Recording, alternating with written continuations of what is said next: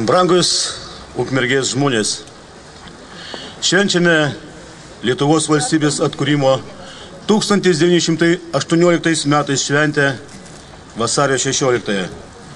Atvėrusią Lietuvai kelią į laisvę ir demokratiją. Vasario 16 prisimename valstybės istoriją visus, kurie vienaip ar kitaip prisidėjo prie Lietuvos valstybės atkūrimo. Pasaulis labai greitai keičiasi. Keičiasi visuomenė, žmonių padėtis ir santykiai. Nuolat patiriame esminių permainų.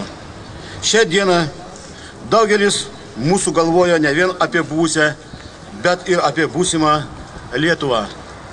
Apie Lietuvą, kurioje gyvensime mes, kurioje augs mūsų vaikai ir anūkai. Ir visi mes įsivaizduojame turtingą ir demokratišką valstybę, kurioje vyrauja socialinis teisingumas visiems čia gyvenantiems žmonėms. To Lietuva atvira naujoms idėjoms ir naujiems ryšiams su pasaulio bendruomenė. Visą tai priklauso nuo bendrosios pasaulio raidos, nuo to, kaip sugebėsime naudotis pažangesnių Europos valstybių patirtimi, perimti ir įdiegti čia tėvinėje jų laimėjimus, mokytis iš jų klaidų. Visą tai priklauso ir nuo mūsų, pirmiausia, nuo visų mūsų. Šiandien esame savo būties kūrėjai.